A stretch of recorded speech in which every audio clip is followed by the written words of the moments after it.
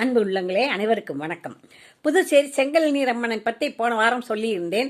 இப்பொழுது அந்த திருவிழாவை பற்றி ஒரு ஆங்கிலேயர் எழுதியிருப்பதை வாசிக்கிறேன்.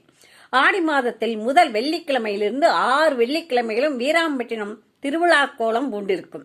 இவ்விழாவை காண புதுவையிலிருந்தும் தமிழகத்திலிருந்தும் மக்கள் இன்றும் கூட கட்டுச்சோறு எடுத்து வந்து சாப்பிட்டு தங்கி விழாவை கண்டு கழிக்கின்றனர்.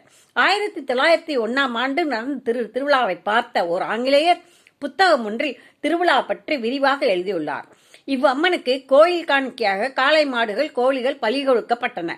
அந்த ஜீவன்களுக்கும் பூமாலை அணிவித்திருந்தனர். பலி கொடுப்பவரும் அணிந்திருந்தார். வழியெல்லாம் நீர்மோர் பந்தல் அமைத்திருந்தனர்.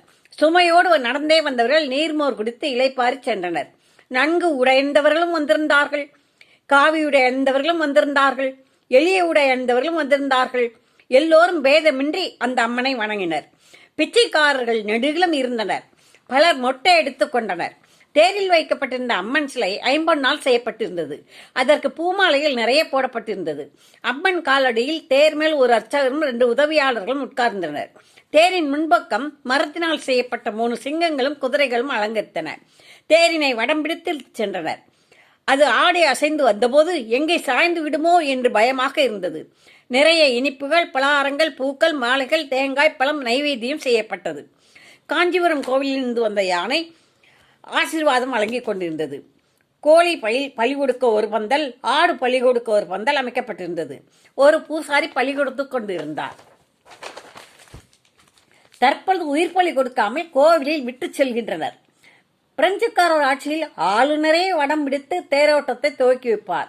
இப்பொழுது புதுச்சேரி ஆளுநரும் முதல்வரும் வடம் பிடித்து துவக்கி வைக்கின்றனர். திருவிழா காலத்தில் ஊர் தெருக்களில் தற்காலிக கடைகள் நிறைய அமைக்கப்பட்டிருக்கும்.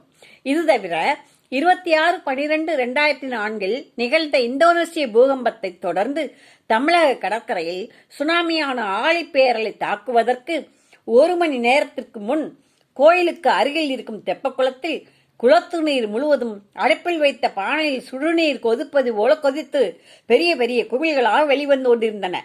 இந்த அதிசய செய்தி ஊரில் வேகமாக பரவியது. ஊர் மக்கள் அனைவரும் திரண்டு வந்து கூடிவிட்டனர். அவ்வேளையில் ஆழிப்பேரலை கூடியிருந்த மக்கள் கண்ணெதிரே வந்து திரும்பி போய்விட்டது. மக்கள் அனைவரும் காப்பாற்றப்பட்டனர். பொருட்சேதம் மட்டுமே ஆகியிருந்தது. இந்த நிகழ்வு அன்னையின் பெருங்கருணை என்று மக்கள் நம்புகிறார்கள். அந்நிகழ்வுக்கு பின் கோவிலுக்கு வரும் மக்கள் கூட்டம் பெருகிவிட்டது. நாமும் சென்று வணங்கி வருவோம். லைக்ஸ் போடுங்கள், கமெண்ட் போடுங்கள்.